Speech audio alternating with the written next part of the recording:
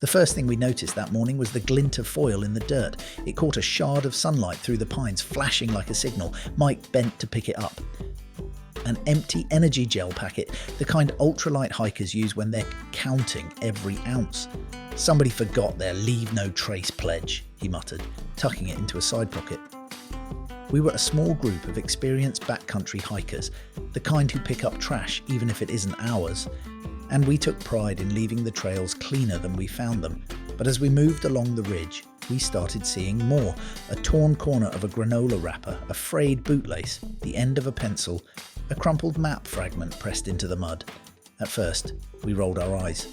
The early stretch of the trail was popular with weekend campers, and sometimes people dropped things without noticing.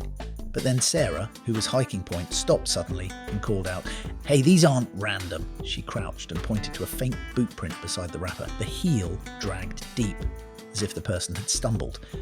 Another 20 yards on, there was a strip of cloth snagged on a low branch, bright blue nylon torn clean through. I remember the look that passed between us, that quiet, heavy shift from irritation to concern. We spread out a little, scanning both sides of the trail. Each new piece of debris seemed to fit into a line, like breadcrumbs. A cracked carabiner, a snapped tent stake, a bit of reflective tape with a faded R on it. I knelt to examine the pattern, the ground pressed soft by erratic steps.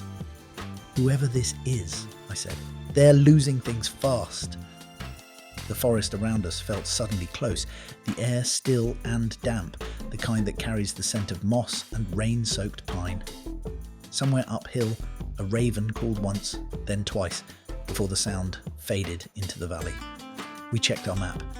The trail ahead led toward a steep section known for loose shale and poor footing. If someone had gotten turned around up there or injured, time would matter. We quickened our pace, calling out occasionally, but only the wind answered. Then we found something that made our stomachs drop. A water bottle lying on its side, still half full, the plastic warm from the sun. No one who's lost would leave water behind. By then, there was no question. This wasn't litter, it was a message. Whether accidental or deliberate, someone was marking their path, and the deeper we followed, the clearer it became that they were in trouble. We picked up the pace, our boots crunching over gravel and fallen needles, eyes scanning every patch of earth like detectives at a crime scene. The trail narrowed between tall spruce, and the air grew cooler and damp. The kind of chill that clings to your clothes. Every few minutes, we'd find another clue. A glove with dirt ground into the palm, a strip of duct tape peeled from a trekking pole, a single electrolyte tablet, pressed into the mud like a bead of amber. Whoever left this trail had been losing gear fast, or else leaving it for someone to follow.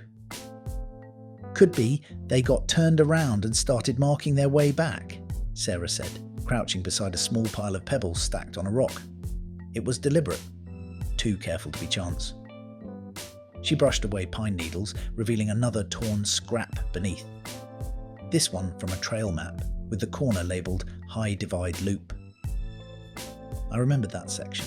Rugged, exposed, and easy to get lost if the fog rolled in. "Look here," Mike said from ahead. He'd found a trekking pole, snapped clean in half with mud up to the handle. He turned it over in his hands and frowned. "That's not just a fall, that's someone trying to brace a bad leg." We paused, the forest suddenly very quiet around us. No chatter of jays, no hum of insects, just the distant rush of wind through the canopy.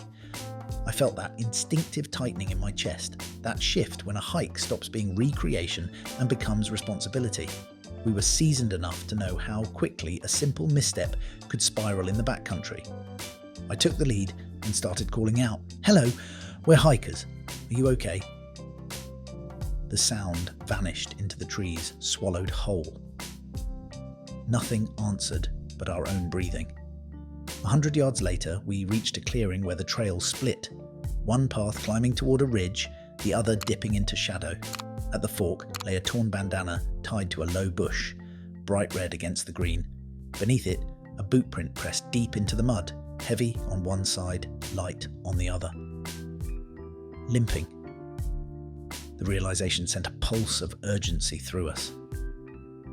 "We need to move fast," I said, checking my compass. "If they're hurt, they won't last long up there without shelter." As we climbed, the sun began to fade behind thickening clouds, and a grey hush settled over the forest. Somewhere ahead, a faint rustle broke the stillness. Maybe wind, maybe movement. Sarah looked back at me. "They're close," she whispered, and for the first time, I wasn't sure if that thought comforted me or scared me. The wind shifted as we gained elevation, carrying with it a strange mix of scents: damp earth, resin, something faintly metallic. The trail wound through a tangle of scrub oak and boulder fields, the kind of terrain where sound travels oddly and every shadow feels alive. We moved carefully, spreading out to cover more ground, each of us scanning for fresh signs. My pulse thudded in my ears. That familiar edge of adrenaline sharpened by the knowledge that someone somewhere close might be counting on us without even knowing it.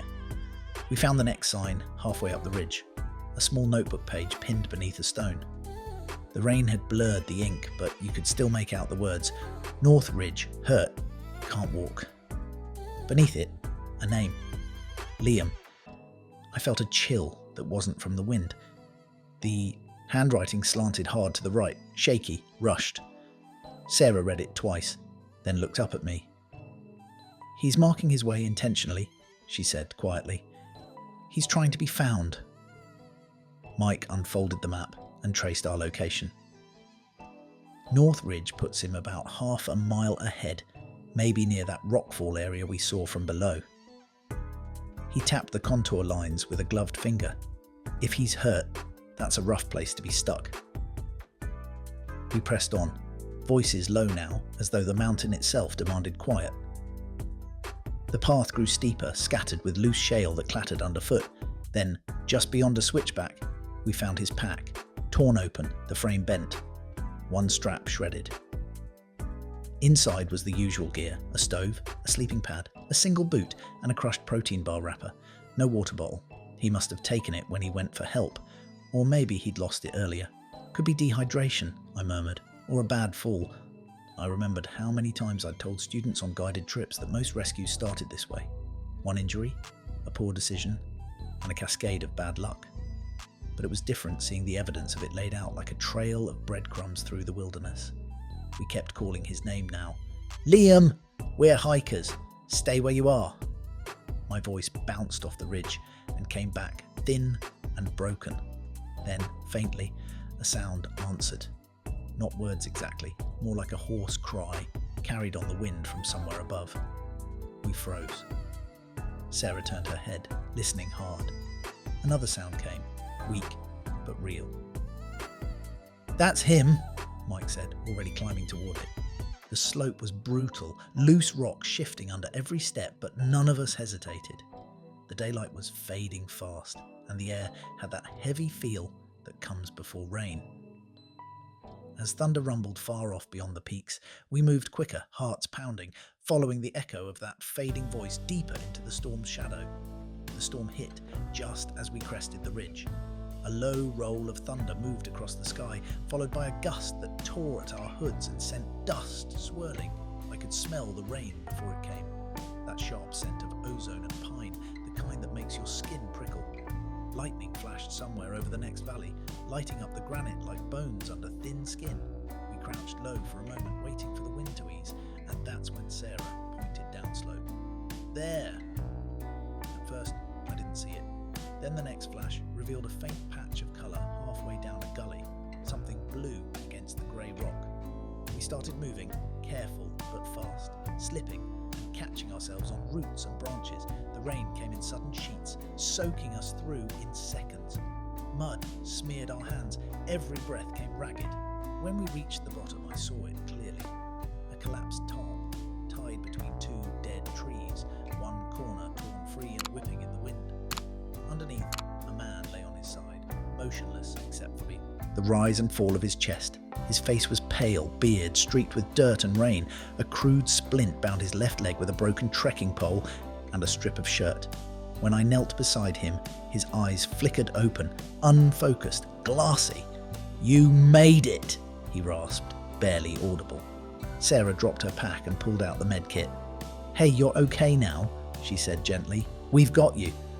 His story came out in fragments as we worked. He'd twisted his ankle near the ridge, tried to make it down, but slipped again and broke his leg. His phone had no signal. He'd rationed food and water, but lost most of it in the fall. The trail of trash wasn't carelessness. It was desperation. Each piece was left to mark his path, a silent SOS for anyone who might follow. We cleaned and stabilised the leg, wrapped him in a bivvy sack, and built a makeshift lean-to using our tarps to keep the worst of the rain off. Mike pulled out the small radio he carried for emergencies, hoping for a line of reception now that we were on higher ground. Static filled the air, then a faint crackle, a ranger's voice, thin but clear. Coordinates exchanged, confirmation received. Help was coming, but it would take time. So, we stayed there with Liam, huddled under the shaking tarp while lightning stitched the horizon. The rain softened to a steady patter, and though the night was long, there was something steadying about our small circle of light. The quiet hum of human voices holding against the wilderness. By dawn, the storm had passed. The forest dripped and sighed around us, washed clean, the air heavy with that damp, green scent that follows hard rain. Mist curled through the trees like breath. We'd taken turns through the night, tending the fire, checking Liam's pulse, making sure he stayed awake and warm.